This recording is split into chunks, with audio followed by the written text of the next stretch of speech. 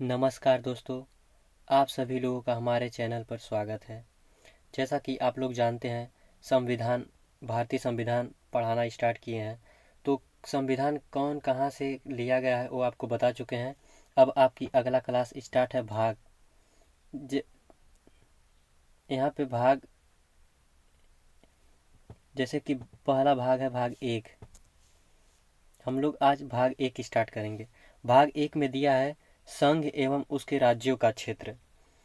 जो भाग एक है संघ और उसके राज्यों का क्षेत्र, ये आर्टिकल 1 से 4 में है। आर्टिकल 1 कहता है भारत राज्यों का एक संघ है, a union of state. Bharat एक राज्यों का संघ है, भारत दैट इज इंडिया। और आर्टिकल 1 में बताया गया है भारत दैट इज इंडिया। अब आप लोगों को आसानी से याद रहेगा, Bharat means that is India. अब आर्टिकल 2 कहता है भारतीय संघ में नए भूभाग में प्रवेश के संबंध में विधि निर्माण संसद करेगी। इसका मतलब है कि भारत में अगर कोई नया राज्य या उसका भूभाग, जैसे कि अगर उत्तर प्रदेश में किसी भी भारत भारत में कोई मतलब उसका नक्शा उक्सा आएगा, तो उसका विधि निर्माण संसद करेगी, उसके द्वारा ही पारित किया जाएगा। जैसे कि 1962 में आया है गोवा। यहाँ पे टाइप मिस्टेक हो गया, 62 63 है। 62 में आया था गोवा और पांडुचेरी 1954 में आया है। तो ये आर्टिकल 2 में आया है। अब आर्टिकल 3 क्या कहता है? संसद साधारण बहुमत के द्वारा किसी भी राज्य के नाम, सीमा, क्षेत्र आदि में परिवर्तन कर सकता है। संसद 3 में ये लिखा है कि अगर कोई भी अगर राज्य के नाम में परिवर्तन करना है तो संसद द्वारा की जा सकती है। लेकिन कब? जब राष्ट्रपति की सिफारिश हो। राष्ट्रपति की सिफारिश से संसद में प्रस्ताव लाया जाएगा। अगर राष्ट्रपति प्रस्तावित करता है किसी राज्य का नाम परिवर्तित करना है तो आर्टिकल 3 के द्वारा आएगा। अब आर्टिकल 4 कहता है अनुच्छेद 1 या अनुच्छेद 2, जो अनुच्छेद 1 में है और अनुच्छेद 2 में है, उसके तहत बनाई गई विधि अनुच्छेद 368 के तहत बनाई गई है। मतलब जो अनुच्छेद 1 में है और अनुच्छेद 2 में है, उसी के तहत अनुच्छेद 4 की जो विधि बनाई गई है वो अनुच्छेद 368 में है। अब संविधान संशोधन के अधीन नहीं है। जो ये अनुच्छेद है ये संविधान संशोधन के अधीन नहीं है। अब देखिए, आप तीनों जो 4 आर्टिकल है एक बार रिवाइज कर लिया जाए। Article 1 Bharat that is India. Article 2 उसके भूभाग को निर्माण विधि संसद पारित करेगी, कोई भी हो। आर्टिकल 3 किसी नाम को परिवर्तित करना रहेगा या नया नया उसका नाम बदल कर रखना रहेगा, आर्टिकल 3 में है। और ये 2 और 3 को मिलाकर आर्टिकल 4 है। अब यहाँ पर देखिए, जैसे कि 9वां संविधान संशोधन 1907, वेरू वाला मामला जो पाकिस्तान को सौंप दिया गया, ये 9वें संविधान संशोधन में लागू किया गया। अब देखिए 100वां संविधान संशोधन 2015। जो 100वां संविधान संशोधन 2015 है, एलबीए भारत और बांग्लादेश के बीच हुआ। ये जो संविधान संशोधन हुआ था भारत और बांग्लादेश के बीच हुआ था। अब इस संशोधन के बाद जैसे भाषाई आधार पर राज्यों का पुनर्गठन, अब भारत में भाषा के आधार पर राज्यों का पुनर्गठन होने लगा। लोगों में एकता से अनेकता हो गई और राज्य के आधार पर लोग राज्यों की मांग करने लगे। तो भाषा प्लस सांस्कृतिक, जैसे जो लोग हिंदी भाषा के थे वो एक राज्य की मांग कर रहे हैं, जो लोग तेलुगु भाषा के थे वो लोग एक राज्य की मांग कर रहे हैं। और प्लस सांस्कृतिक के आधार पर, जैसे उनका कल्चर जो रहता है उसके आधार पर भी लोग भाषा की मतलब राज्य की मांग करने लगे।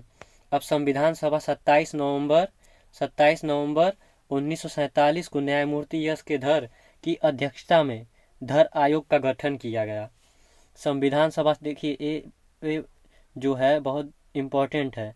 27 नवंबर 1947 को न्यायमूर्ति एस के धर की अध्यक्षता, ये क्वेश्चन ये पेपर में सीधे ही पूछता है कि इसकी अध्यक्षता में धर आयोग का गठन किया गया, या पूछ दे धर आयोग का गठन कब हुआ, तो ये 27 नवंबर 1947 को धर आयोग का गठन हुआ। धर आयोग का जब गठन हुआ, इसके अंदर स्थायी मेंबर 4 सदस्य थे। भाषाई प्रदत्त आयोग 4 सदस्य का बना था। अब इसका जो रिपोर्ट आया था 1948 में, राज्य का पुनर्गठन प्रशासनिक विकास, विजय एवं भौगोलिक एकता के आधार पर किया जाना चाहिए था। ये जो रिपोर्ट था 1948 में, पुनर्गठन विकास राज्य भौगोलिक एकता के आधार पर किया जाना चाहिए था। अब इसके बाद जब ये 1948 में रिपोर्ट आ गया तो JVP आयोग का गठन किया गया।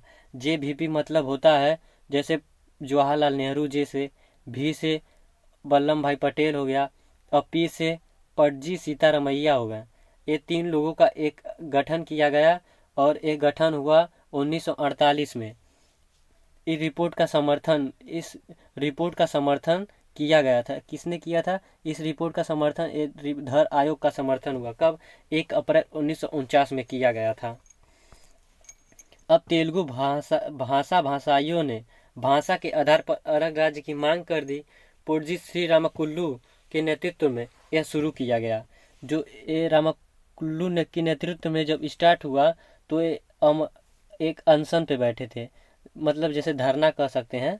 एक धरने पे बैठे थे, जो अमरण अनशन 56वें दिन 1952 को इनका निधन हो गया। ये 56 दिन लगातार बिना खाए पिए अनशन पे बैठे रहे। जब इनके निधन के बाद विद्रोह बढ़ जाता है तेलुगु भाषा के लोगों में, तो एक जो बैठक होती है 1 अक्टूबर 1953 में, जो भाषा के आधार पर एक अलग राज्य की मांग को स्वीकार कर लिया जाता है। तब आंध्र प्रदेश भाषा के आधार पर गठित होने वाला पहला राज्य बनता है 1 अक्टूबर 1953। ये पेपर में डायरेक्ट पूछता है भाषा के आधार पर सबसे प्रथम राज्य कौन सा बना है, तो भाषा के आधार पर सबसे पहला राज्य 1 अक्टूबर 1953 को आंध्र प्रदेश बना है। और ये किससे अलग होकर बना था? मद्रास से अलग होकर बना था। क्वेश्चन ये भी पूछता है कि आंध्र प्रदेश किससे अलग होकर एक नया राज्य 1 अक्टूबर 1953 को बना था। ये पेपर में पूछा गया प्रश्न है। वो मद्रास से अलग होकर बना था। न्यायमूर्ति फजर अली की अध्यक्षता में राज्य पुनर्गठन का आयोग का गठन किया गया।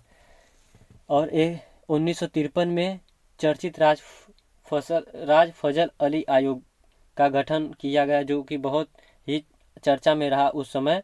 और यह रिपोर्ट 1955 दिसंबर में आया। इस रिपोर्ट में लिखा था कि 16 राज्य और 3 संघ केंद्र शासित प्रदेश का गठन का सुझाव दिया गया। जो न्यायमूर्ति फजल अली की अध्यक्षता में राज्य का गठन हुआ, वो भाषा के आधार पर और प्लस कल्चर या संस्कृति कह सकते हैं, उसके आधार पर 16 राज्य और 3 केंद्र शासित प्रदेश का गठन हुआ था। ये रिपोर्ट आया था 1955 दिसंबर में। अब 7वां संविधान संशोधन 1956। अब 7वां संविधान संशोधन जब 1956 में किया गया तो राज्य पुनर्गठन अधिनियम 1956 में ये जो हुआ इससे संबंधित है राज्य से। 7वां संविधान संशोधन 1956 पेपर में पूछता है किससे संबंधित है? ये संबंधित है राज्य पुनर्गठन अधिनियम 1956 से। ये तब 16 राज्य और 6 केंद्र शासित प्रदेश की स्थापना किया गया। जब 1956 का संशोधन हुआ तब 16 राज्य और 6 केंद्र शासित प्रदेश का स्थापना किया गया था। अब ये वीडियो थोड़ा लंबी हो गई है। अब अगली वीडियो में उस 14 राज्य और 6 केंद्र शासित प्रदेश के नाम लिखवाए जाएंगे। कब अलग हुआ वो भी लिखवाया जाएगा। ये वीडियो आप लोगों को पसंद आया हो तो लाइक करें, चैनल को हमारे सब्सक्राइब करें और अपने दोस्तों को शेयर करें। जय हिंद।